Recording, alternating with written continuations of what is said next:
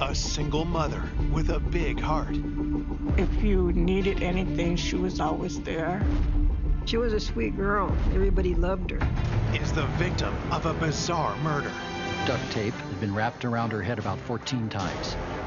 This is nothing I had ever seen before or even heard of before. Leaving her young son as the only witness. A 4-year-old child had been just mere feet away, his mother being killed. Investigators focus on the men in her life. This guy, he wouldn't look at us. He was more nervous than normal. And that polygraph test, he passed. It was frustrating as hell. She was using Norma's house for these sexual liaisons. To unveil a killer hiding in plain sight. Of everyone we dealt with, he was maybe the coolest customer of the bunch. People didn't see that inner demon. He was an unexpected killer. It just blows you away. Port Hueneme, California, a peaceful beach town on the Pacific coast. It's a hidden gem. Port Hueneme is about 60 miles north of LA. It's a completely different environment. It's a lot more relaxed.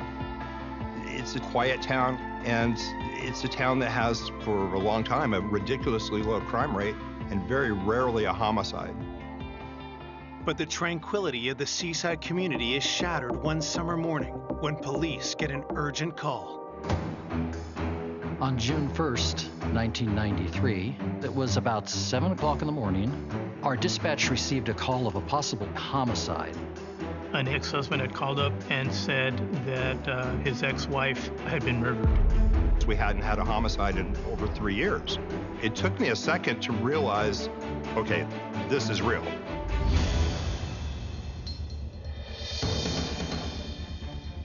Detectives arrive to begin the investigation, but nothing can prepare them for the scene inside. I got inside the house, and then it was like, oh my God.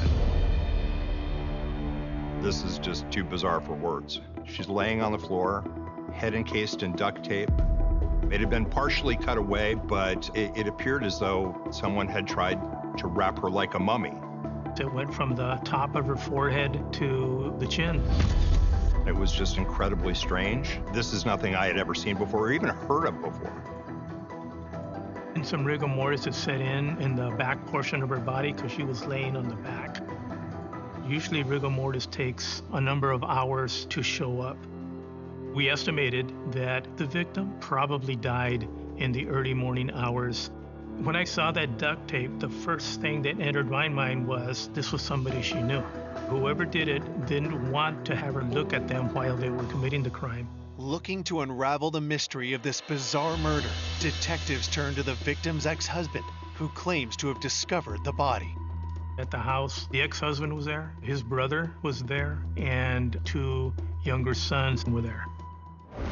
The ex-husband, Tony, identifies the victim as 32-year-old Norma Rodriguez, mother to 2 boys, Andrew, 11 years old, and Austin, 4 years old.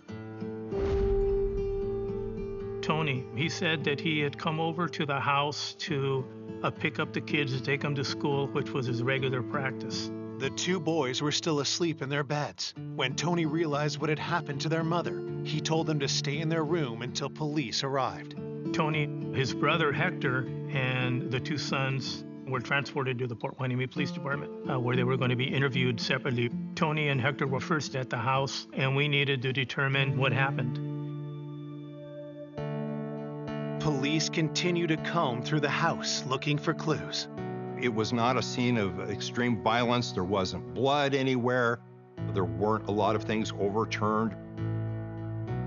In the bedroom, we located her purse, and it was intact. There wasn't anything that seemed to be missing. This was not like a burglary that had gone wrong. There's no sign of forced entry into the home. Then, something else catches the detective's eye. I noticed a set of keys that were on the floor. They were in an unusual location, close to her body. We checked and confirmed they were Norma's house keys. But why were Norma's keys lying next to her body? As investigators finish processing the scene, Norma's sister, Auralia, arrives. I was supposed to pick her up because we were going to go looking for a car for her. And I had been calling her. And I drove to her house. That's when I saw the yellow tape. I saw the police department there, and that's what they told me would happen. And my worst nightmares, did I ever think that this would happen to my sister? It is horrible, horrible.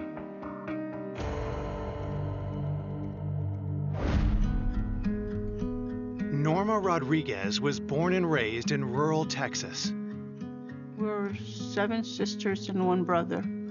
She was the middle child, and, I was really close to Norma. She was very quiet, very reserved, a very big heart. If you needed anything, she was always there. I first met Norma in 1975 in junior high school. We were 14 years old, and we became friends right away. Well, we used to hang out together and just go everywhere together. She could be feisty, but she was a sweet girl. Everybody loved her. After high school, Norma moved to Oxnard, California for college and soon fell for another student named Tony. She loved him. She just loved being with him. Their college romance became more serious, and 2 years later in 1982, Tony popped the question. They soon had their first son, Andrew, and their second son, Austin, arrived 7 years later. She was just a great mom. Norma was very devoted to her boys. Her boys were her life. But in 1991, after almost 10 years together, Tony and Norma's marriage became strained. Tony was really never around. She was getting into arguments and fights with Tony, asking him to provide for them. She realized it would be an easier life for her if she just went on her own without Tony. And that's what she did. Later that year, Norma moved with her sons to the neighboring town of Port Hueneme. She got a job at a local retail store and started a new chapter in her life. Being a single mom, people might think that's a hard job, but she enjoyed it.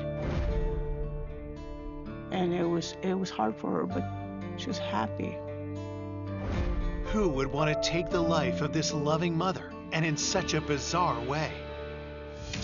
Later that day, at police headquarters, detectives began to interview Norma's ex-husband, Tony Rodriguez, and his brother, Hector. As the first 2 parties to the scene, the investigators had to look at them. The detectives asked Tony about how he found Norma earlier that day. Tony, he said that he had knocked on the door, but Norma didn't answer. Sons, Andrew and Austin, were asleep.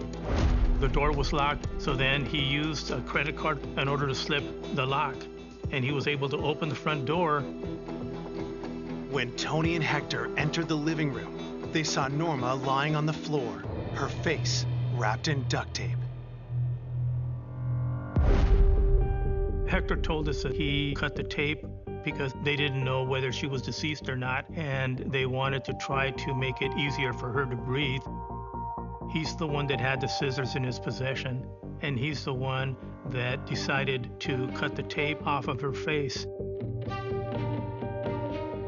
We thought, wow, that's a little strange. Why is this guy doing this? Why is he messing up our evidence? Hector told us that the body was still somewhat warm. And that didn't make sense because by that time she had full rigor mortis. I mean, she had obviously been deceased for a number of hours. I just wasn't buying it. Investigators are skeptical. Is Hector misleading police because the 2 men have something to hide? They hone in on Tony and Hector as possible suspects. We don't know these people. We don't know what they're capable of. Tony and Hector are suspicious. And Tony, being Norma's ex, he was right at the top of our list. Coming up, detectives broaden their hunt for a possible killer. We've got countless potential witnesses, countless potential suspects, interviews with co-workers. We didn't know who it was. I just wanted him off the streets. Investigators suspect a love interest from Norma's past has something to hide. It was a brief but intense relationship. It was that selfishness, that narcissistic quality that would cause him to end someone else's life. And what police uncover shocks everyone. All this time, were we dealing with a true sociopath and, couldn't see it? Mother of two, Norma Rodriguez, has been found murdered with her head wrapped in duct tape. Less than 24 hours into the investigation, detectives are interviewing their first suspect, starting with her ex-husband, Tony Rodriguez. In a case like this, statistics will show you that an overwhelming amount of the time, it's going to be that significant other or former significant other who ends up being your suspect. Investigators ask Tony about his relationship with Norma in the weeks leading up to her death. At the time, Tony said that they had been separated for a couple of years. I don't believe they had filed for divorce yet, but they were living separately, and Tony had visitation rights. They weren't close friends anymore, but they tried to maintain the friendship for the boys. But police have a different account from Norma's family. We learned that shortly before the homicide, there were some conflicts. Norma, she was upset at the fact that he would come make excuses to come over with the boys, but he would end up wanting to stay there. She used to complain about that. I said, don't let him in. He doesn't have the right to come into your house. And she was a little timid when it came down to Tony. According to loved ones, Tony couldn't accept that Norma was moving on. Detectives press him about his whereabouts in the hours surrounding Norma's murder. Tony said that on May the 30th, early afternoon, he talked with Norma and asked if their son Andrew could stay with him. Tony had tickets to an Angels game the next day, and so they agreed that that was okay. Tony says Andrew was dropped back home the next night. At the time, Tony never entered the house. He found Norma's body the next day. Did Norma's ex innocently walk into the crime scene that morning, or had something more sinister happened? The potential motive with him was he wanted the kids. Maybe one thing led to another, and he lost control. In a room nearby, police questioned Tony's brother Hector, since he was with him when Norma's body was found. They ask where he and Tony went after dropping Norma's son at his mom's. Hector, he said that they had been at his residence with other family members in the city of Oxnard. And when we interviewed those family members, they corroborated what Tony and Hector told us. Knowing their alibis are far from concrete, detectives ask Tony and Hector to take polygraph tests. The results of the tests were that they were being honest in stating that they did not know anything about the homicide. With no hard evidence to hold them, investigators are forced to let the two men go. News of Norma's death quickly spreads through the small community. When I found out about her being murdered like that, I had told my cousin that I had just talked to her. It can't be true because I just talked to her. It was true. At the police station, detectives received the results of the autopsy. The cause of death was established as manual strangulation. Norma wasn't a tiny woman. Whoever did this had to possess significant upper body strength. Some important details emerge about the duct tape. The length of it was approximately 20 feet and had been wrapped around her head about 14 times. The duct tape was examined and there were skin cells that were discovered. But in 1993, DNA technology was in its infancy. You had to have a fairly significant sample size in order to potentially get a result from it. In Norma's case, they didn't have nearly enough in these samples. To find out who did this, we have to dig deeper. Searching for new leads, detectives hope Norma's 11-year-old son, Andrew, can help. With Tony's consent, the detectives talk with him at the station. When you're interviewing any type of a witness, it's a difficult process, and you have to understand that. When you're interviewing a child, it's extremely difficult. We interviewed Andrew, and we just wanted to try to get as much information as we could from the date of the homicide. Andrew had gone to a baseball game with his father and his uncle. Later at night, Andrew was dropped off at the house, and the house was dark. Andrew walked up to the front door, found it was locked. He went around to his bedroom, saw that the window was open, and crawled in. Then, Andrew shares a disturbing detail told to him by his younger brother. When Andrew came into the bedroom, 4-year-old Austin had said, "Mommy has a Band-Aid on her face." That didn't register immediately with Andrew, and so he went to bed. And it wasn't until morning that Andrew found out exactly what Austin meant by a Band-Aid. It just ripped at your heart knowing that a 4-year-old child had been just mere feet away from his mother being killed. And at one point he had come out, he had seen his mother's body. That just ripped at me a lot. What else had Norma's youngest son, Austin, seen? Detectives decide to speak to the 4-year-old. At first, he was withdrawn. He really didn't want to talk about it, which was understandable. I knew that because he's 4 years old, and I couldn't have gone on much longer than I did. And I knew that I needed to stop. But then he mentioned a man by the name of Corey. He brought up the name Corey as someone who was over at the house at that time. Now we've got this person who might end up being our prime suspect. But who was Corey? Had he killed Norma?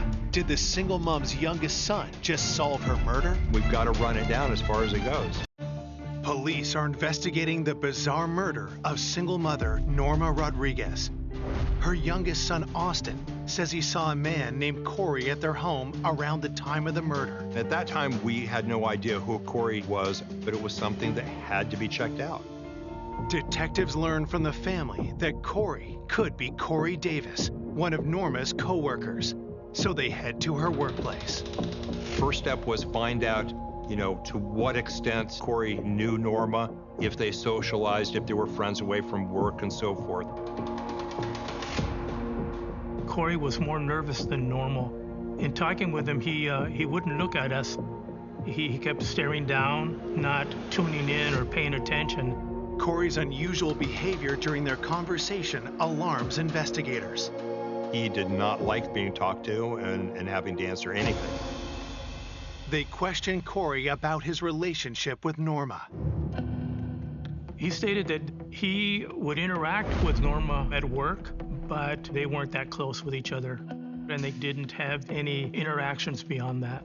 Detectives want to know if he was at Norma's house near the time of her murder, as young Austin claimed. He made it pretty clear that he wasn't at the house at that time. Instead, he said the night of the homicide he was at home. The only people who were there at home with him were his parents.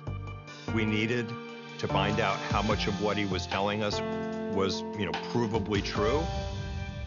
While officers are sent to check Corey's alibi, detectives speak to Norma's other coworkers, starting with her friend, Beatrice.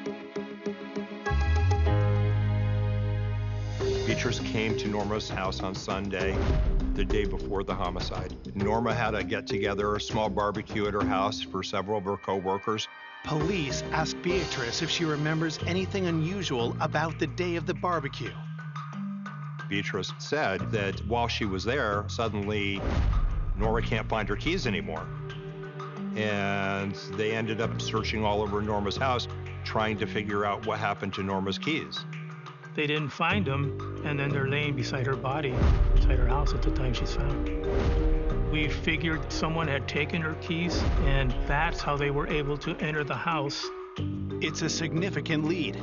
Does this mean the killer stole the keys at Norma's barbecue? Detectives renew their focus on her inner circle. From everything we knew, this was a pretty personal crime. We had a certain confidence that the killer knew Norma.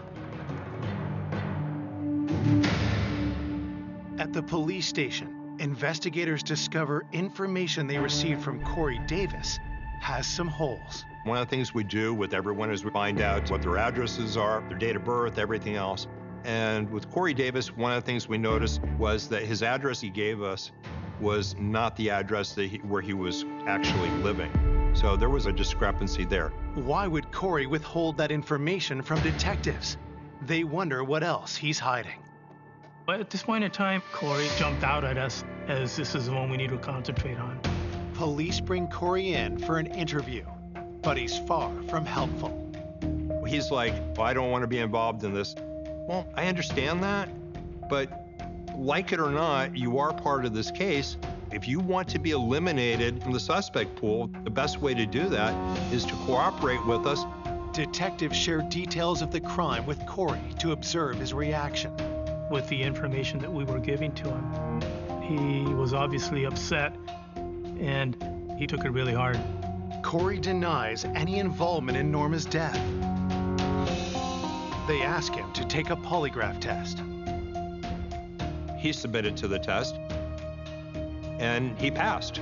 All detectives have tying Corey to the crime scene is a statement from Norma's 4-year-old son. But police know he could be mistaken, given his young age and traumatic experience. At that point, Corey worked his way down the ladder of possible suspects dramatically. 1 week into the investigation, detectives are out of leads. They look at who else was at Norma's barbecue the day before she was killed. Friends tell them about a former coworker named Warren Mackey. Warren Mackey was a previous co-worker of Norma's, and also he lived in fairly close proximity to her. Warren and Norma hit it off and became friends. They worked together for a while, and the work relationship became a social relationship. But it appeared that Warren had something more than just a friendship interest in Norma. I remember Norma telling me that there was a guy there that she used to work with, and he was always trying to talk to her and trying to ask her out.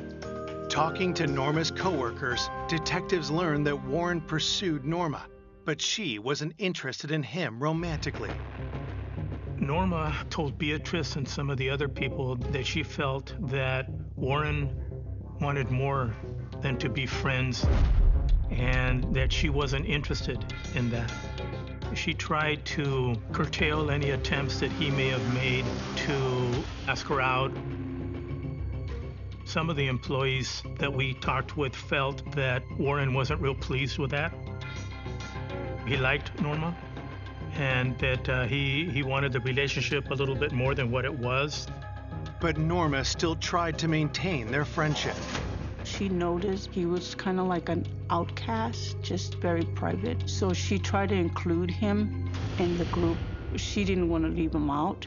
As detectives look closer at the quiet coworker, the information they uncover is concerning. Started picking up little details about him at that point. There were some people who said, yeah, good guy, he was okay to work with.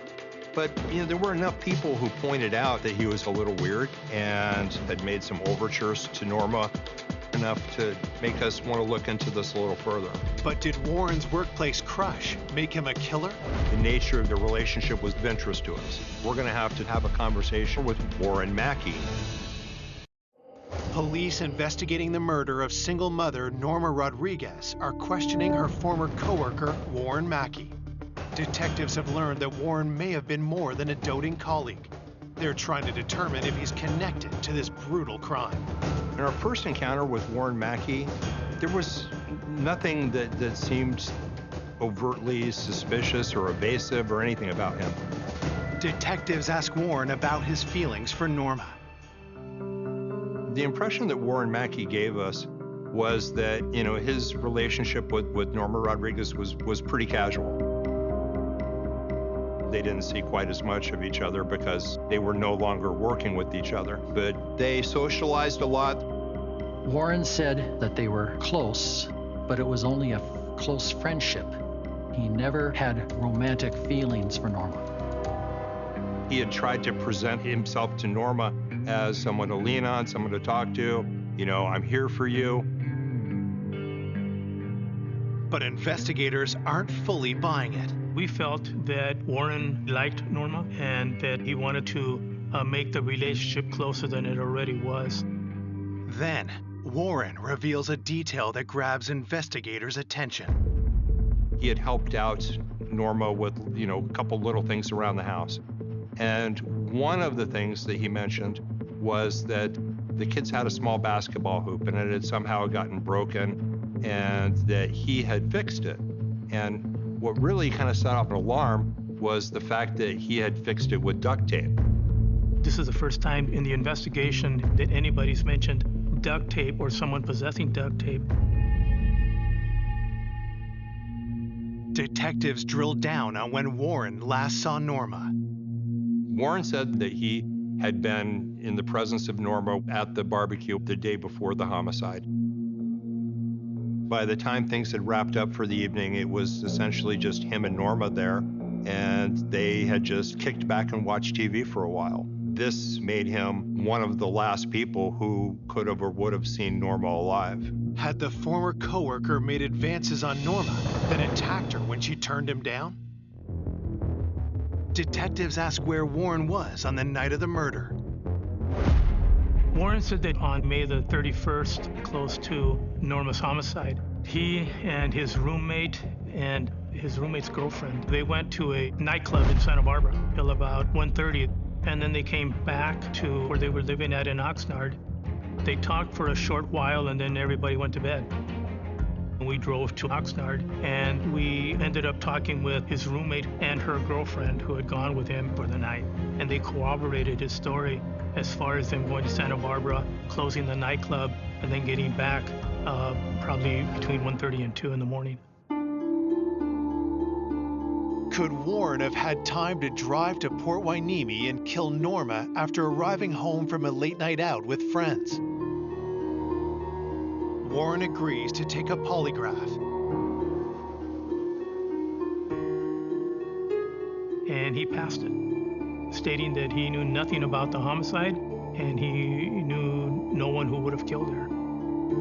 With nothing concrete tying him to the crime, police let Warren go.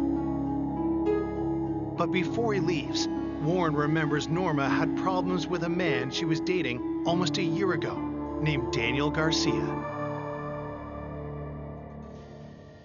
As the investigation continued, we started interviewing a number of people about Daniel. We found out that Daniel Garcia was Norma's boyfriend for a short period of time. They met at a party. Norma had a strong attraction to the charming mechanic. It was a brief but intense relationship, lasted a few months. She told me about Daniel, that she really cared about him a lot. They would do fun things together, and she always had a good time with him. Friends tell police Daniel ended the relationship, blindsiding Norma. Daniel had approached Norma and essentially told her that he wanted to go back with a former girlfriend. But Norma was affected quite a bit by the breakup. Then, detectives learned that the relationship was turbulent. There was some fraying in the relationship, and there were some conflicts. Now, that sends up some big red flags.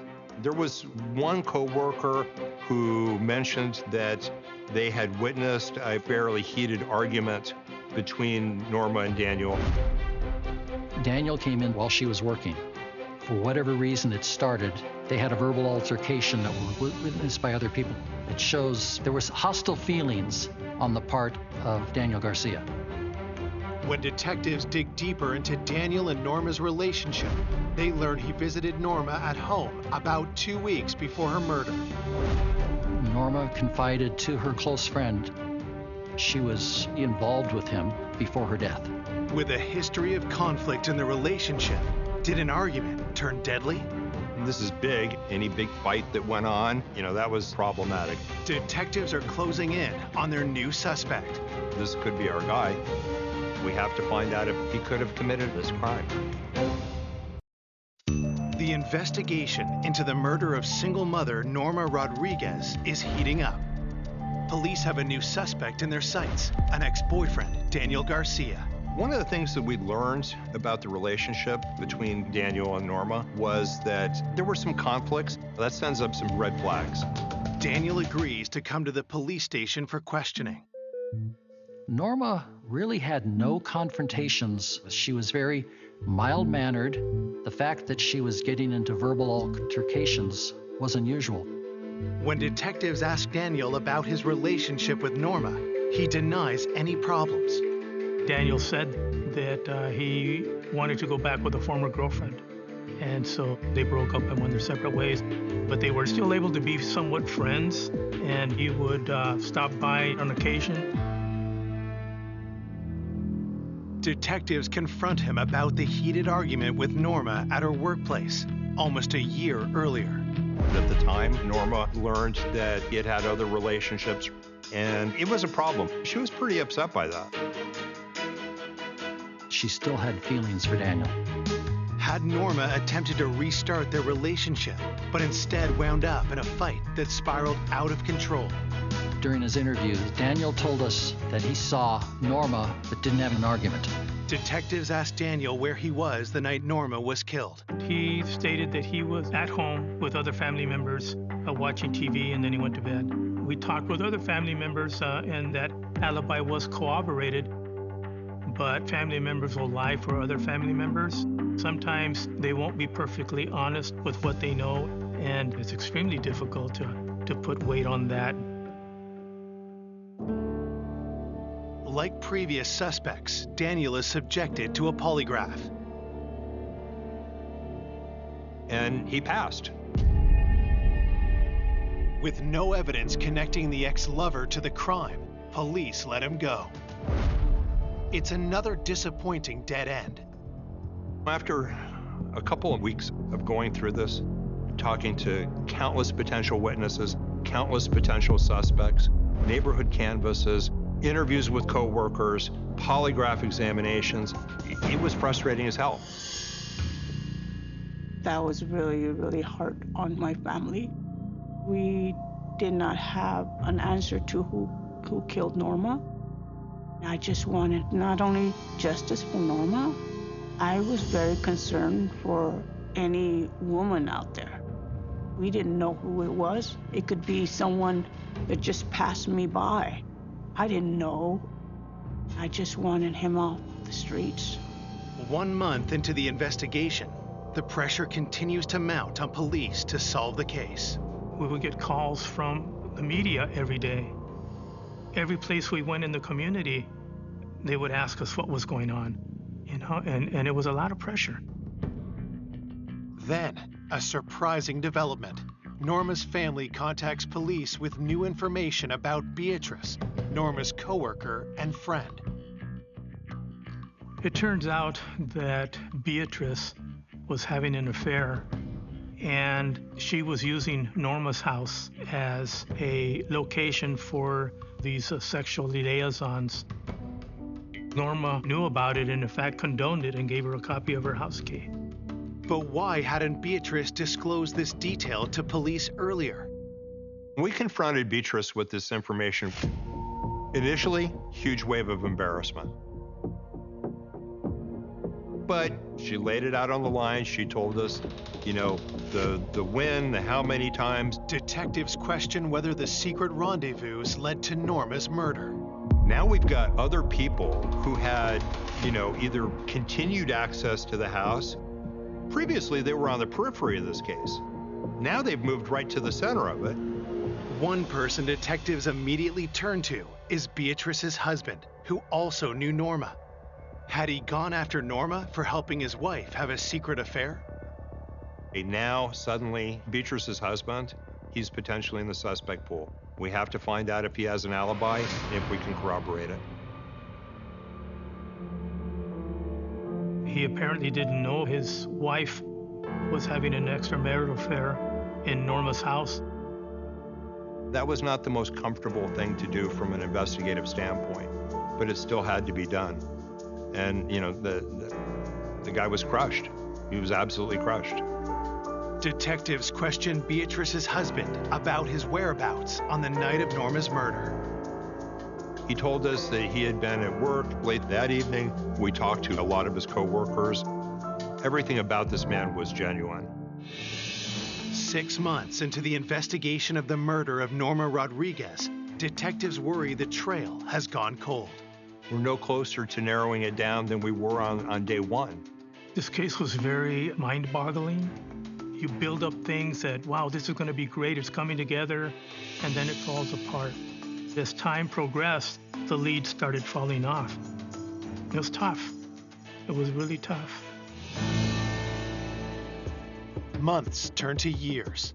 For nearly a decade, the case is at a standstill. But Norma's family doesn't give up. Every year, we would call the police department for any updates, any new leads or anything. We kept it active. We didn't want this case forgotten. During this entire investigation, I had the picture of Norma Rodriguez on my desk. I swore to her that I would never give up trying to find out who was responsible. Then, 10 years to the day Norma was killed. An astonishing break in the case. Worker with a crime lab.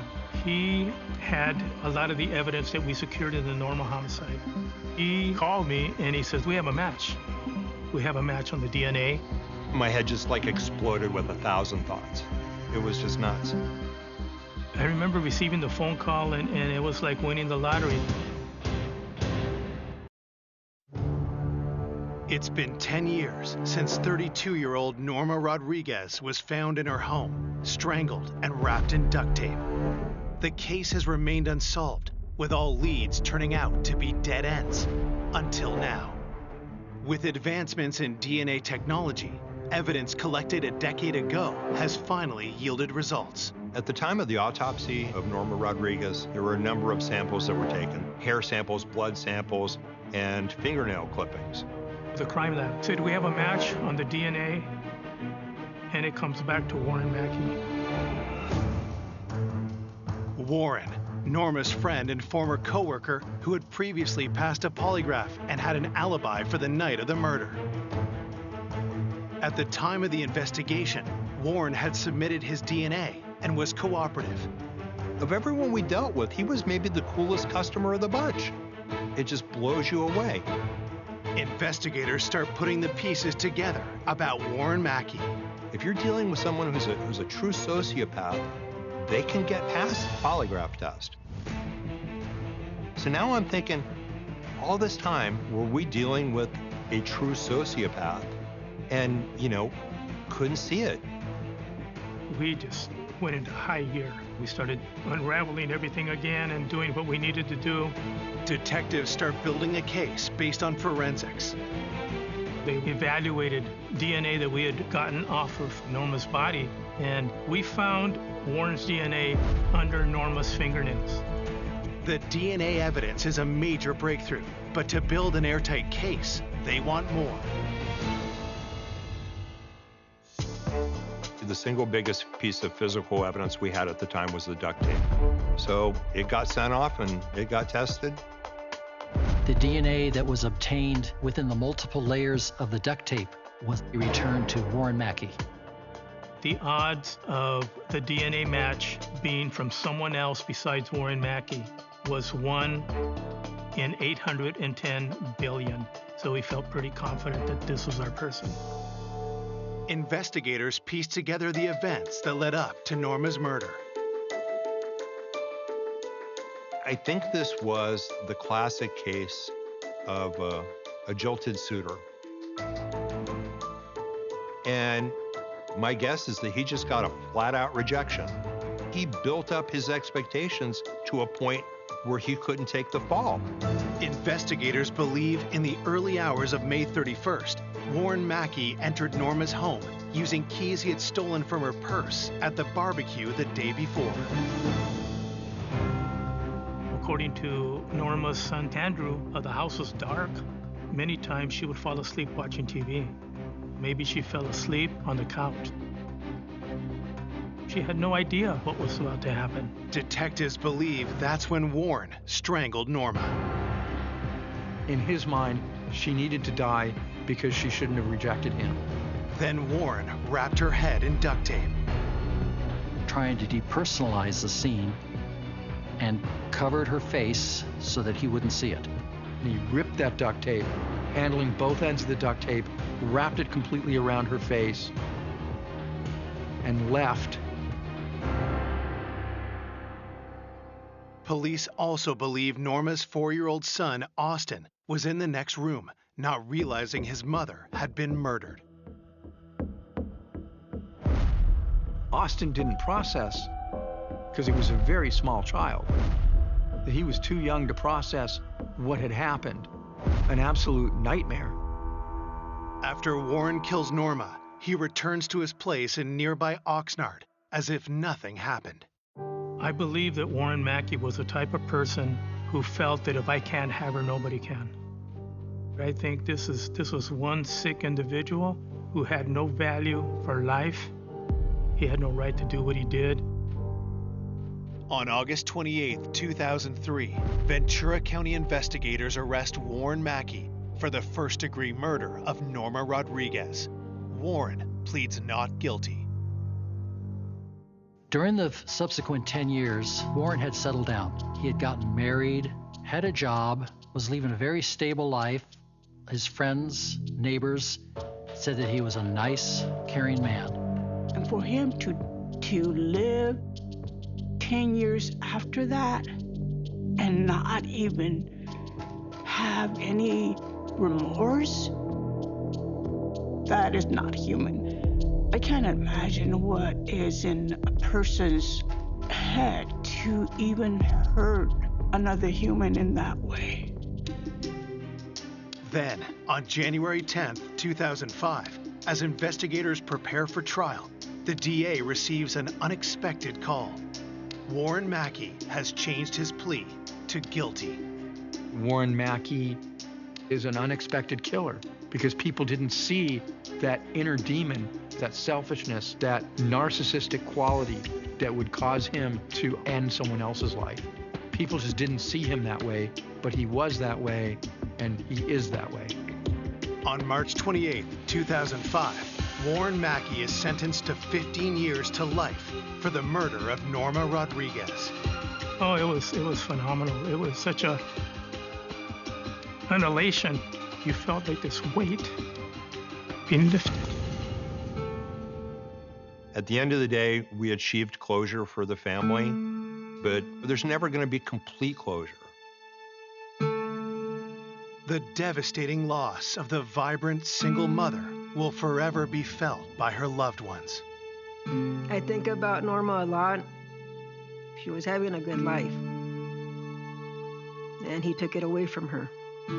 It still hurts like it happened yesterday. I miss her in my life. That wound does not heal. We just put it in the back burner. We have to live for Norma, and we have to go forward.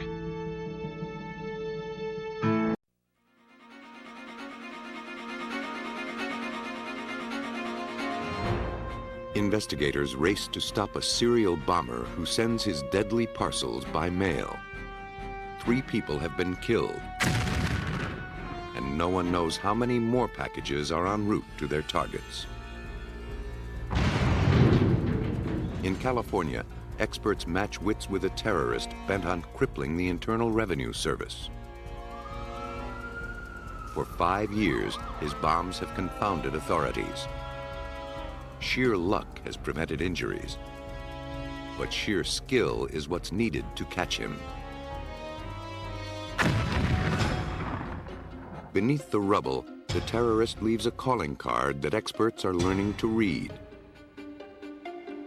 In bomb investigations, forensics means the difference between feeling safe and living in terror.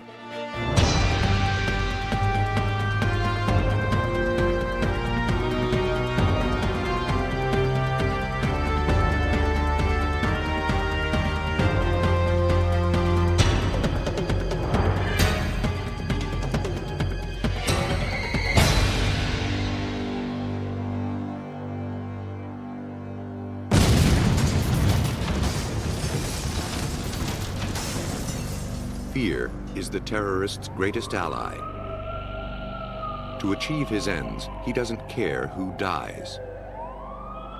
He can strike anywhere, anytime. And though his crimes are carefully plotted, their effect seems horribly random.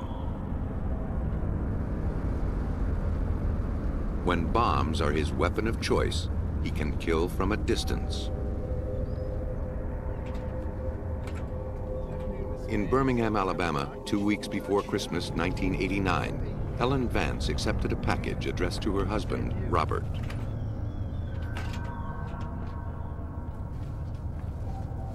Federal Judge Robert Vance came in from his yard work to find the package on the table where his wife was wrapping gifts.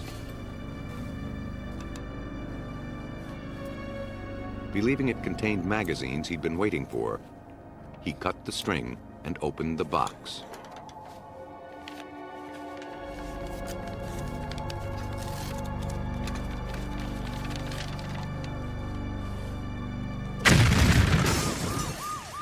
He was killed instantly.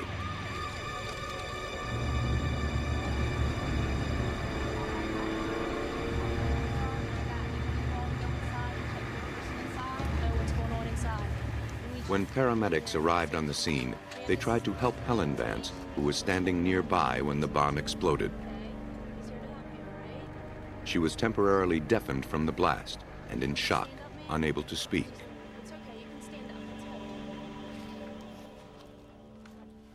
Forensic experts rushed to the scene to investigate. They collected nails embedded in the walls and ceiling, shards of steel pipe, and the remnants of the package itself. The explosion had hurled the shrapnel up to 3,600 miles per hour. Each fragment was carefully cataloged. Only the most meticulous work would allow authorities to catch a killer who struck from a distance. And that killer wasn't stopping. 150 miles away in Atlanta, 2 days after Judge Vance was killed, a package arrived at the 11th Circuit Court of Appeals, addressed to the clerk's office. A routine X-ray revealed the ominous silhouette of a pipe bomb. Before the shocked security officers could stop it, the package dropped to the floor.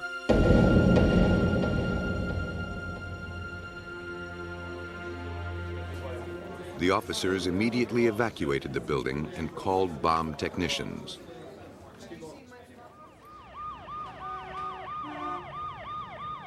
An alert posted after the death of Judge Vance described the device that killed him. The Atlanta bomb resembled the one in Birmingham. Though Vance's bomb was rigged to explode when the package was opened, the bomb techs had to assume this one could blow at any moment. The drop from the conveyor belt and routine handling in the post office could have rendered it unstable. Their Kevlar suits, 3 inches thick and weighing 80 pounds, provide safety only at a distance. If the tech is close to the detonation, the pressure from the blast would crush him. The first step was to photograph and X-ray the bomb to study its components. The X-rays revealed no timing device, so the techs breathed a little easier. There was no reason to rush. Unless a bomb is rigged to a timer or strapped to a victim, bomb removal typically takes hours. Every step was planned, every motion rehearsed. As each maneuver was carefully completed, the bomb techs paused to ventilate their smothering suits and modify their strategy. As a precaution, the area around the building was kept clear of pedestrians and traffic.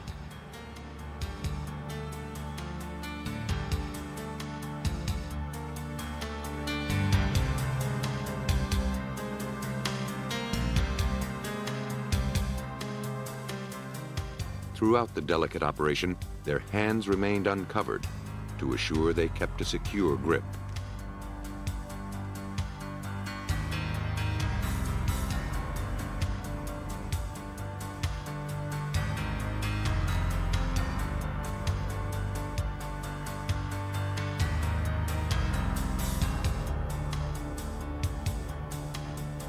Once they were certain the bomb was stable, they lowered it into a bin and put it in an armored trailer.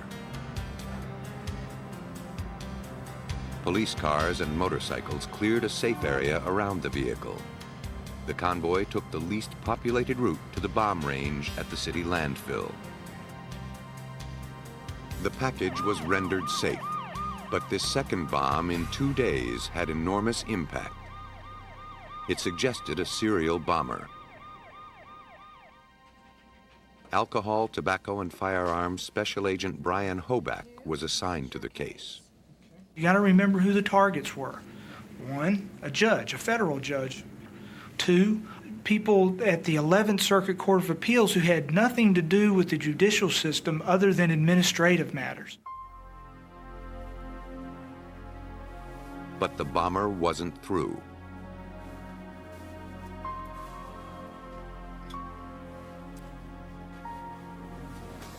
On December 18th, the same day the Atlanta bomb was deactivated, attorney Robbie Robinson received a package in Savannah, 250 miles away.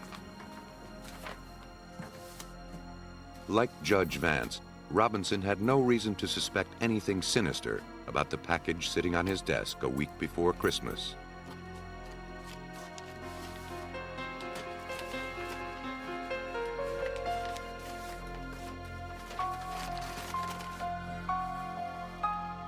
In an instant, he became the killer's second victim.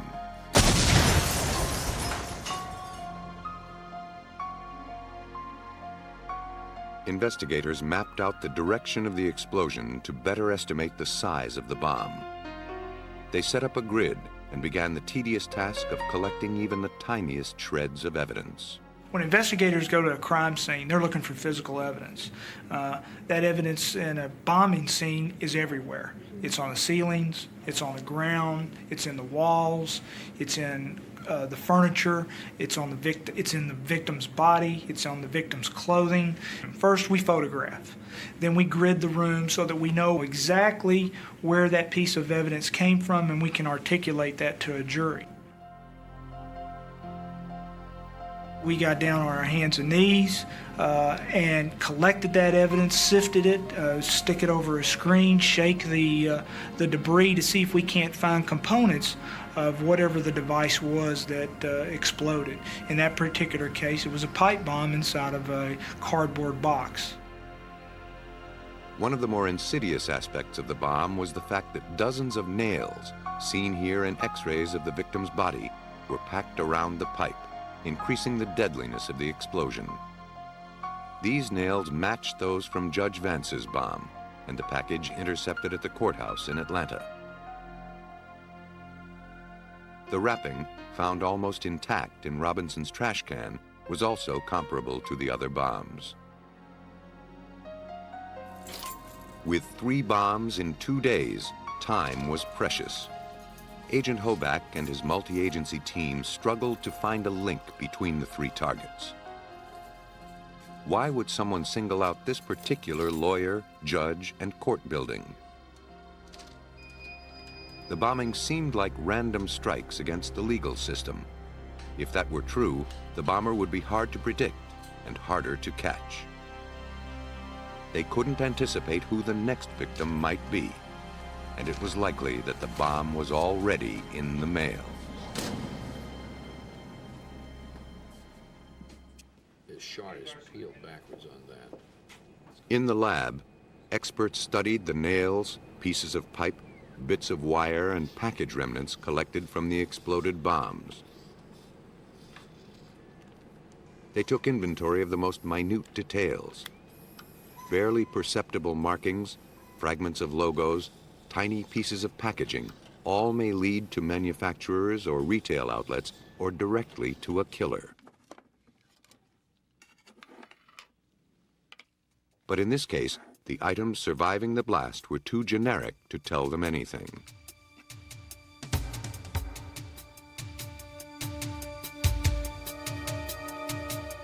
The bomber continued with his deadly plan.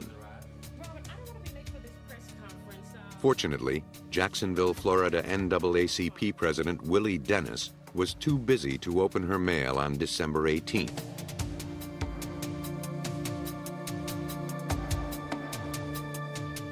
Learning of Robinson's death in Savannah, and warned by her friends to be wary of any packages, she called her secretary the next day to advise him not to open the parcel on her desk.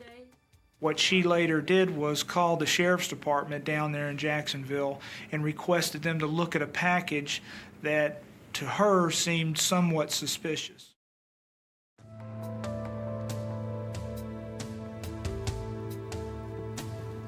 The technicians noted it was identical to packages used in the previous bombings.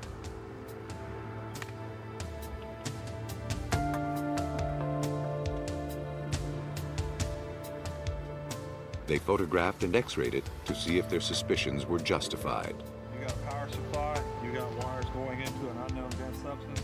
The x-rays disclosed a device that matched the other bombs, so investigators had the advantage of knowing what they were dealing with. First thing we want to do is disrupt. The technicians used a mechanical device to disable its firing system. The package had been successfully ripped apart. Still wary of an explosion, technicians carefully pulled the unexploded pipe bomb from the office while maintaining a cautious distance.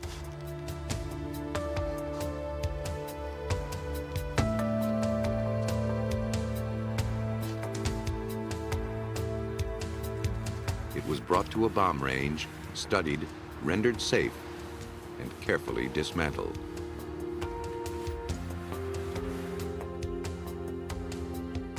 Left behind in the office were the now familiar nails and brown paper with red and white mailing labels.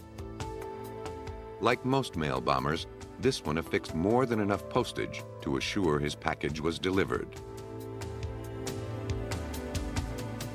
This parcel also contained something surprising, a roll of hate mail. It included a copy of a threatening letter sent to a Jacksonville television station. The postmark linked it to an Atlanta post office. So now the agents knew the bomb was probably sent from Georgia. The physical evidence was building. These strongly worded letters put right-wing fringe groups high on the list of suspects.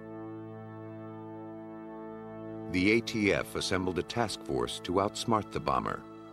Terry Pelfrey, a bomb technician with the Georgia Bureau of Investigation, was called into the group's monthly lunch meeting. My role in the investigation was to first look at right-wing groups that were located in Georgia. These included the Ku Klux Klan, the Aryan Nation members, Christian Identity Church Movement members, and skinheads. We had informants in each of these groups. Some of the informants ranked as high as Grand Dragons in these groups, which were the leaders of the Ku Klux Klan. There was no talk within the right-wing movement groups that would give us any indication of bomb suspects in these groups. At the December 19th meeting, an ATF agent outlined the similarities among the recent bombing incidents. After considerable effort, if you see anything you recognize. He passed around pictures of the bomb recovered at the courthouse and described what he knew of its construction. The device consists of a pipe bomb with flat welded end plates. The description struck a spark of recognition for ATF bomb expert Lloyd Irwin. The bombs resembled one he saw in 1972. Though he had inspected more than 3,000 bombs in his career, he had a feeling this was the work of the same bomber. The minute I looked at it, I saw some characteristics of this bomb that reminded me of the 1972 bomb. That being that it had square end plates held with a bolt through the center. I only had one bolt, but still it was the same technique. How about drawing me a picture? He hadn't seen another like it in more than 15 years. From memory, Irwin sketched the 1972 bomb. You learn that the guy, even though he changes his technique, if he's made them before, he'll keep something similar because he knows it worked before. Why trash it when he can make it work again? So he might modify it, but he'll still have some similarities of something that he's done before. Did we get him? Yeah. For Irwin, the construction of the devices bore the signature of the 1972 bomber. Right after the meeting, he called Special Agent Hoback. So Lloyd Irwin called me back at the office to advise me that he had seen only one other device like this in all the years that he had been involved in these types of investigations, and he gave me the name of the man who had been convicted of possessing that device in 1972. That man's name was Walter Leroy Moody. Roy Moody had been convicted of building a bomb he intended to send to the man who had repossessed his car. The bomb's real victim, however, was Moody's wife, Hazel, who inadvertently opened the package, injuring her hand and eye and severely burning her face. Roy Moody went to prison, and Hazel was granted a divorce. The ATF began taking a closer look at Roy Moody. We eliminate suspects by different things. Motive might be one way to eliminate them. Whether their presence was actually in the area.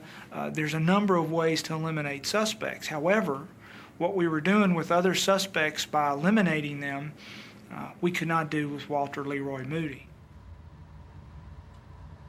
At this point, most of the evidence linking Moody to the bombings was circumstantial. The investigators now had to positively link the components of the bombs to the suspected bomber. For that, they relied on the ATF Forensics Lab in Atlanta. By analyzing the chemical composition of the detonators and primers, experts determined who manufactured them. Fortunately, the company had very limited distribution in the Southeast. The manufacturer provided a list of the stores that sold their product. Meanwhile, the ATF noted further similarities between Moody's 1972 bomb and the recent ones. All used cardboard boxes, metal pipes with square end caps and a rod, flashlight batteries, and flashlight bulbs. So investigators would have more first-hand information. Specialists recreated and detonated the bombs.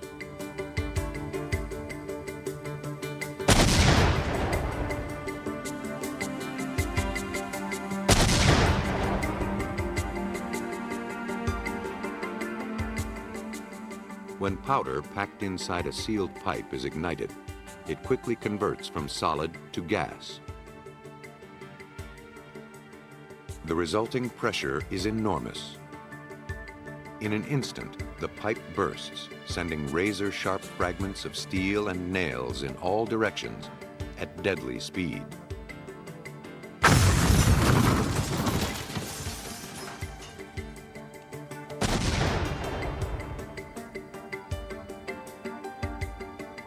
Whoever built these bombs went to great lengths to maximize their destructive power.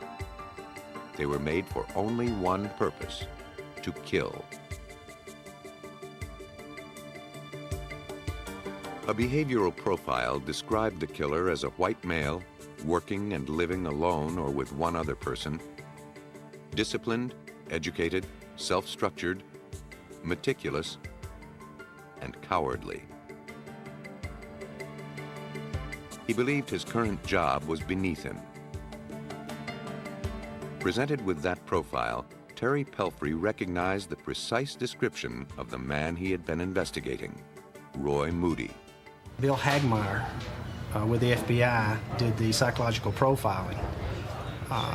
He did not know Walter Leroy Moody at all. And so I sat during the meetings with Mr. Hagmeyer. He read the psychological profile that he had written up, and he wrote Mr. Moody's life story in that profile. It was really rather scary. The weight of the combined evidence was enough to obtain a search warrant. On February 8th, investigators searched Moody's house.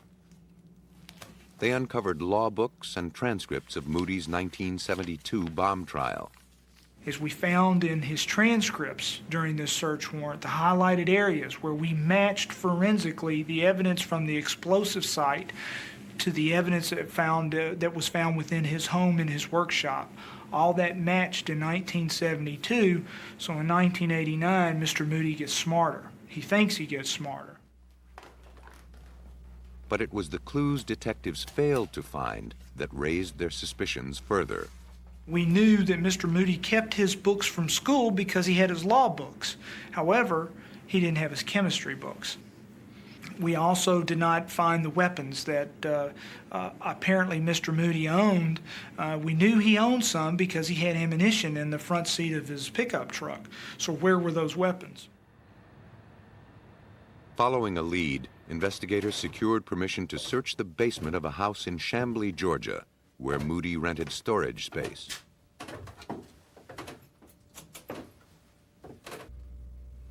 They found a pipe with caps screwed onto each end. The caps had holes drilled through them, and one of the ends had a nut welded atop it, ready for a rod to be threaded through. One of the investigators on the scene was ATF Special Agent David Heitch. All ATF agents are trained in our basic school to identify improvised explosive devices, and the most basic and most commonly used improvised explosive device in this country is a pipe bomb. And so when you see a pipe nipple with end caps affixed, I automatically think that potentially we've got a pipe bomb. Heitch took the pipe to chemist Lloyd Irwin, who suspected Roy Moody's handiwork early in the investigation. Irwin scraped the pipe in search of explosive residue.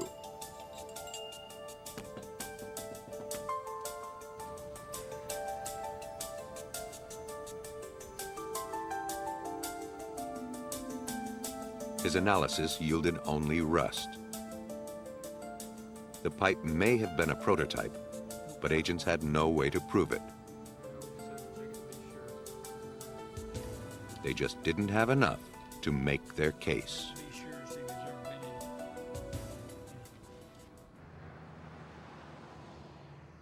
In their search for more evidence in the mail bombings, investigators went to stores that sold the brand of primers used in the bombs. Their hunt led them to the Shootin' Iron gun shop in Griffin, Georgia.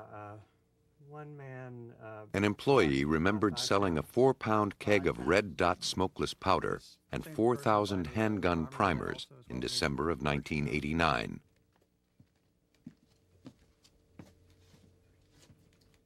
The large purchase stuck in his mind. Red Dot was the powder used in the December bombs, and 3,200 primers were needed to fire them. In a photo lineup, the clerk chose Roy Moody as the customer. Investigators felt they had their man. On July 10, 1990, Roy Moody was arrested and held without bail. Police also brought into custody his wife, Susan, as a possible accomplice. She was permitted a bond.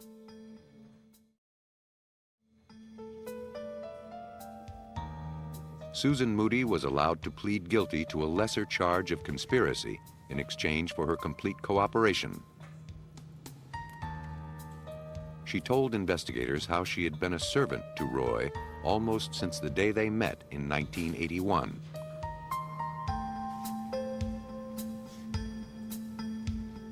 She said Roy taught her to cover her trail, use disguises, buy materials, and mail packages far from home.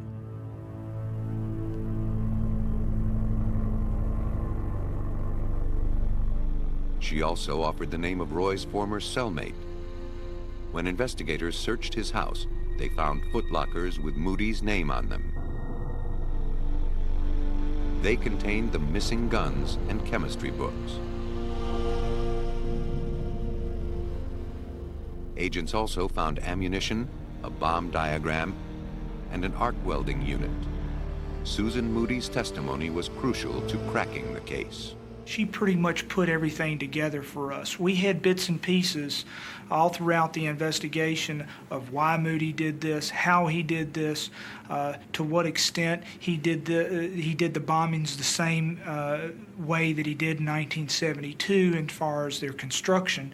However, Mrs. Moody actually told us how he went about the process and how the process began with the motive. And what was that motive? Roy Moody had a history of frivolous litigation. Most of his cases were thrown out of court. He was desperate to become a lawyer so he could fix what he considered to be a flawed system. But he was denied the bar exam because of his 1972 felony conviction for creating the bomb that injured his first wife. When he failed to have the conviction overturned, Moody swore revenge against the judicial system. He started with Judge Robert Vance, who had written an opinion denying his appeal. Moody was caught through dedicated investigative work, detailed forensics, and the sharp memory of bomb investigator Lloyd Irwin. We have a computer system at ATF that matches up bomb components, and it's a very valuable computer system, and we're continuously refining that computer system. It's amazing what it can do. You can enter the components you have from a device, and it will tell you if there have ever been any similar devices constructed. Well, in this particular case, Lloyd beat the computer. And there's no substitute for experience like Lloyd has. The legal system that Roy Moody felt had failed him did not fail the citizens he terrorized. In June 1991, the jury sentenced him to 7 life terms plus 400 years, later changed to the death penalty. Moody's twisted agenda relied on the U.S. mail to deliver his bombs to specific people. But other terrorists are not so particular about who they murder. The Oklahoma City bombing was thought to be a strike against government. In the process of destroying the building, 168 citizens were killed. When a terrorist targets the government, there's no predicting how or when he'll attack.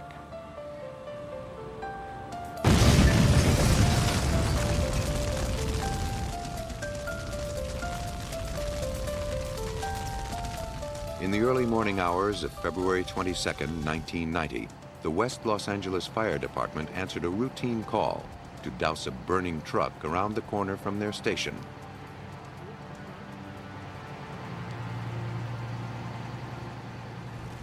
But this was no standard vehicle fire.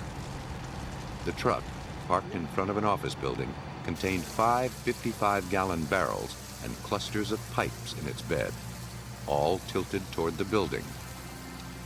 The pipes were improvised mortars designed to lob pipe bombs. Some had already launched. To keep the barrels from rupturing, firefighters used gentle pressure to cool them and extinguish the fire. Bomb technicians were called in. Members of the Los Angeles Police Department bomb squad rushed to the scene.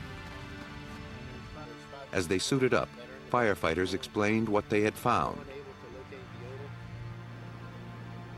Bomb squad detective Joe Powell realized that a huge catastrophe was narrowly averted. The fire department described that the drums were cherry red hot because of the fire, and they put the fire out with the water hose that they normally use. The fire department was extremely lucky that the device did not detonate on them when they were putting the fire out. Powell's primary concern was to be sure there were no secondary devices, so he checked the 5th floor where windows had been broken by the homemade mortar rounds. The bombs penetrated the office of the IRS, which occupied the 5th floor, but damage was minimal.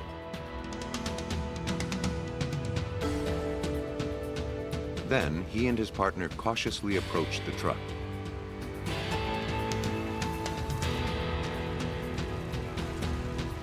They needed to determine whether the truck was booby-trapped, since their first priority is to keep people from getting hurt. Once the area was evacuated, we went up and took individual samples out of each drum, analyzed them at the scene visually, and then sent them back to the lab for a scientific evaluation to see what the chemical structure was. The contents of the barrels were sent to the lab. Using a gas chromatograph, the samples were broken down into their chemical components.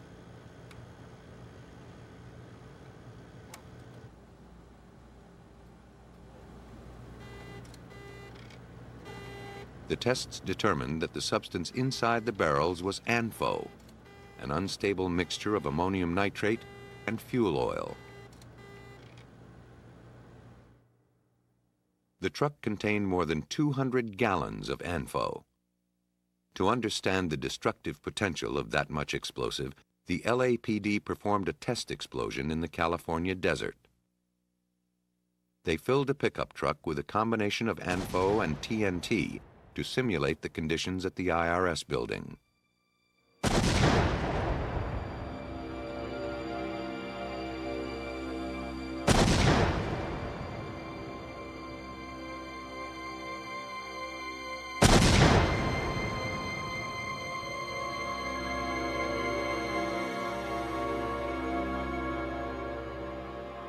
The truck had been obliterated.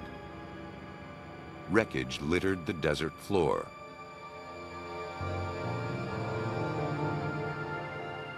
Nothing recognizable was left behind. In an urban setting, the damage from such an explosion would have been colossal, says FBI Special Agent Nick Boone. That is almost the equivalent of 1,600 pounds of TNT. This is a high explosive. The blast would have gone out in all directions and done extreme damage for many blocks. The only thing that would have made it more devastating is had this same truck been confined as if in the parking garage, the effect would have been something like Oklahoma City. In fact, the parking garage was the scene of a potential bombing less than 2 years earlier. In that case, too, disaster was narrowly averted.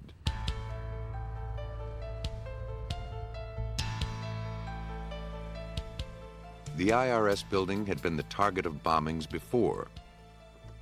In September 1988, the basement parking garage was the scene of the first incident.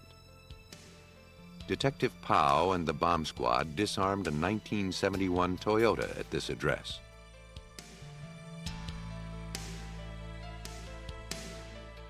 It contained a water heater filled with ANFO. It also had a booby trap under the rear tire. When tripped, the car burst into flames. As the fire department extinguished it, they found pipe bombs in the trunk. Bomb squad technicians determined that gasoline cans and plastic detergent bottles in the back seat were filled with ammonia and bleach. They were designed to fill the garage with poisonous fumes. The bombs were deactivated without incident. The car had been reported stolen from the parking lot of Ford Aerospace, but there the trail grew cold. But not for long.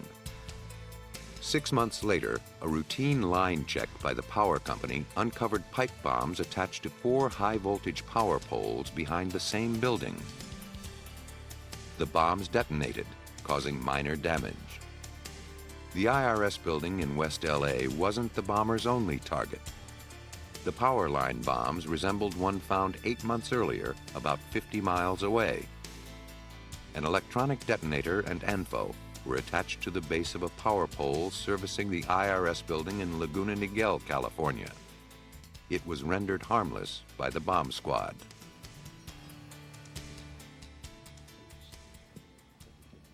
It was clear the bombings were related. These attacks and bombings in other buildings dating back to 1986 led to the formation of a multi-agency task force on terrorism. It found that the circuitry in all the bombs was similar. FBI Special Agent Frank Bhakti was a case agent for the task force. All explosive devices, especially serial bomber explosive devices, have a specific signature or type of construction unique to the bomb maker. And if you could examine a series of unexplained bombings, you can examine the way the bombs are put together and make a fairly educated guess as to whether one person might be responsible based upon the way the bombs are constructed. Besides the design similarities, all the bombings shared a common target, the Internal Revenue Service. We began investigating in several directions. One was to try and find other similar bombings that were committed in this area and to see who was either convicted of those bombings or suspected. We also went in the direction of states' rights, anti-government, anti-IRS groups, because they would logically be the kind of people that might attack the buildings and go after IRS. A potential lead arrived in the mail. In letters sent to the newspaper and to the IRS building, a group calling itself Up the IRS Incorporated claimed responsibility for the truck bombing, as it had the 1988 car bomb attack. Boone considered the letter authentic, as it contained information about the bomb not made public. The envelopes were addressed by hand, giving investigators a writing sample, but they had nothing to compare it against. A more immediately helpful clue was a digital watch used as a timing device. Investigators believed the bomber was trying to show off his high-tech skills, but to no avail. The alarm on the watch used to ignite the truck bomb wasn't set properly, so the device didn't detonate as planned. Even so, the circuitry of the bombs provided the first clear lead. Many components were built exclusively for the military and were unavailable on the street. That suggested the bomber had some contact with the high-tech industry. The fact that the car used in the garage bombing in 1988 was stolen from the parking lot at Ford Aerospace gave LAPD Detective Bob Nelson an avenue to pursue. We learned later on in the investigation, as we went through the components, that there were certain identifiable wires and electronic components that were directly attributed to the Ford Aerospace location. However, there was no estimate as to when they were actually utilized. There was no date or any way to tell if it was an old surplus item or something current. Nelson and Boone were certain the bomber was a past or present employee of Ford Aerospace. But the company employs thousands. The detectives had no way of narrowing the pool. Thanks to the swift action of the West Los Angeles Fire Department, one of the most pivotal clues was preserved. The serial number from the truck used in the 1990 bombing was traced to its last registered owners. Mr. and Mrs. Orozco had sold it for $500 in December of 1989. Okay, does it run? According to Mr. Orozco, the buyer hardly spoke, asked few questions, and seemed anxious to leave.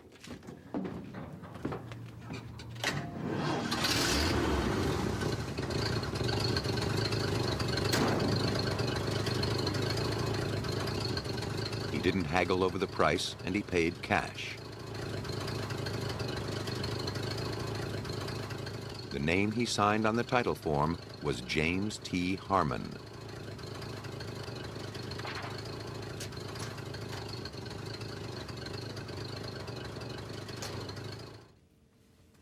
Police knew that if they found Harmon, they'd find the bomber. But what did he look like? A police artist brought an identikit to the Orozcos to create a composite sketch. Oh, yeah. It was... there was some balding going on. It contains hundreds of overlays of generic facial features.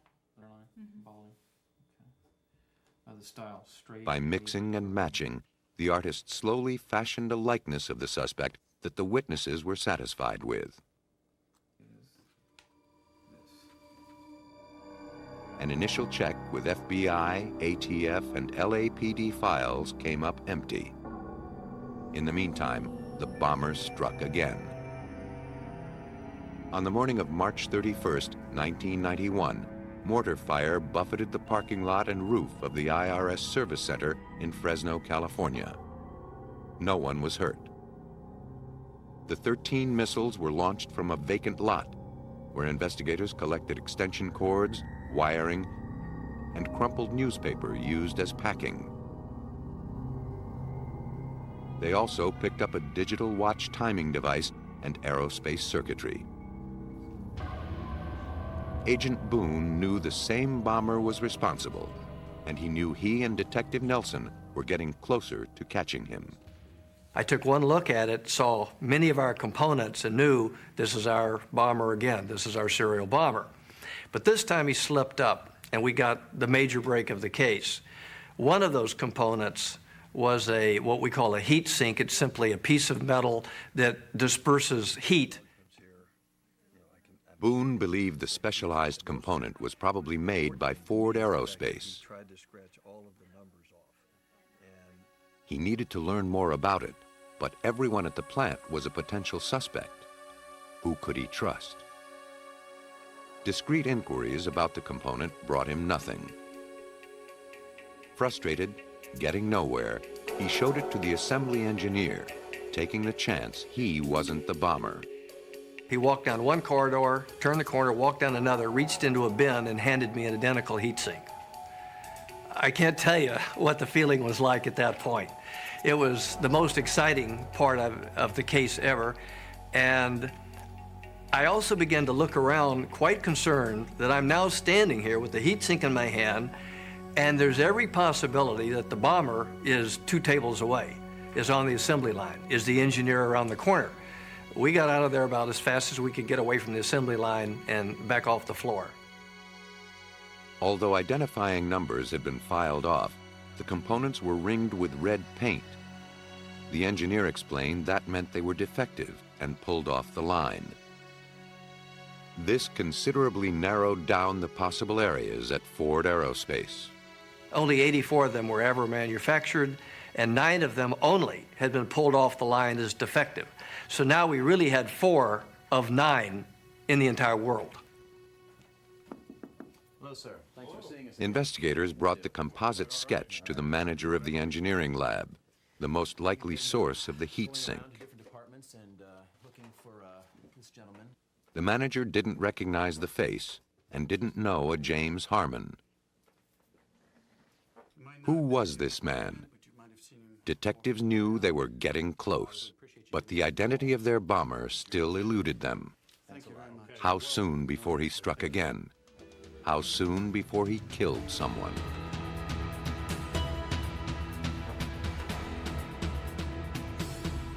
As their search for the bomber continued, Agent Boone and Detective Nelson received a call from the lab manager. After thinking about it, he did in fact recognize the face in the police sketch. It bore a resemblance to an engineer in the large-scale inspection lab. It looked like a man named Dean Harvey Hicks. The investigators raced back to Ford Aerospace. At his desk, they found anti-IRS cartoons, and in his employee file were writing samples that matched the handwriting on the envelopes of the letters that claimed responsibility. Once we reached a part of the investigation where we were at Ford Aerospace, and Nick Boone pulled open the personnel file and made the comparison with the photograph and the handprinting and handwriting, we knew that Dean Harvey Hicks was our suspect. Digging deeper, agents learned that on January 17, 1990, a man named James T. Harmon purchased 700 pounds of ammonium nitrate fertilizer, the main ingredient of ANFO, at the Orange County Farm Supply Company. James T. Harmon was the name on the DMV form submitted after the purchase of the truck used in the 1990 bombing. The handwriting on the receipt matched that of Dean Harvey Hicks. Incriminating handwriting was also found at the scene of the Fresno bombing, placing Hicks at the scene. He had figured on some newspaper how far his mortar bombs would fire, how much powder would send the bomb how far, and he had worked this out on this piece of newspaper. He then wadded that up and actually used it for packing in the Fresno device. We had that also. When we straightened that out and were able to look at the numbers on a flat surface, we were able to actually also match those to his handwriting. Agent Boone and Detective Nelson tallied the evidence. Hicks had been off work when each of the bombs was planted. He had access to all of the items linked to Ford Aerospace. He matched the description of the purchaser of the truck used in 1990, and his handwriting matched the letters claiming responsibility. But detectives didn't know if he was acting alone. Before they arrested him, they kept an eye on him. Surveillance continued while the arrest warrant and search warrants were being prepared, while we looked into his past to determine whether or not there was other people involved with him. At a point in the investigation, we believe that there may be some interest in him constructing another device. We initiated the search warrant and the arrest warrant the following day. His arrest came on July 11th, 1991. Hicks was brought to a hotel room for interview. There, he seemed pleased to provide details about the bombings. He especially liked to answer technical questions the investigators could not figure out. By the time we had finished the interview, Dean Hicks had made a complete confession and described to us in great detail how he put together and delivered most of the bombs. He actually had some loss of recollection on some of them because it was just too long ago, but he was incredibly detailed on all of the more recent bombings, how he meticulously put them together and how he constructed them and how he delivered them to the site. While Boone and Nelson interviewed Hicks, forensics experts searched his house and garage. There, they found bombs in progress, circuits, ammonium nitrate, and false ID bearing the name of James T. Harmon. The story became very clear.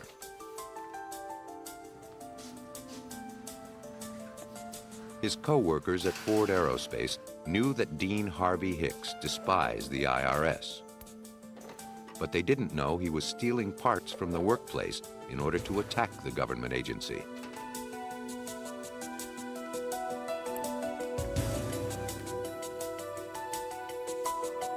In 1981, Hicks had claimed an $8,500 income tax deduction, a contribution to an organization that the IRS did not consider non-profit. It denied the deduction. Hicks claimed that the IRS employee he spoke with laughed at him, so he used his electronics expertise to exact his revenge. Though he claimed to be part of a group, the Task Force on Terrorism determined that Hicks acted alone. Organized groups are not always responsible for acts of domestic terrorism. One person can do just as much damage with a little bit of explosive knowledge as an entire terrorist organization. And I think in the past, we would always tend to look at the organized terrorist organizations being responsible for some of the acts. I think Mr. Hicks has shown everyone that one person acting alone can be just as deadly and just as dangerous as a large group. As clever as Dean Harvey Hicks was, the tireless efforts of investigators like Agent Nick Boone and Detective Bob Nelson finally ended his reign of terror. Finding him guilty on 4 counts of using destructive devices against a federal facility, a jury sentenced Hicks to 20 years in prison. Ironically, he was also ordered to pay more than $335,000 to the Internal Revenue Service. The crimes of Dean Hicks and Roy Moody were personal vendettas disguised as political statements. Like all acts of terrorism, the senseless deeds of these desperate men accomplished nothing. Despite its mystique, terrorism is a crime like any other. And like all crimes, the perpetrator can't help but leave clues behind. With each new case, forensic detectives refine their ability to trace those clues back to the criminal.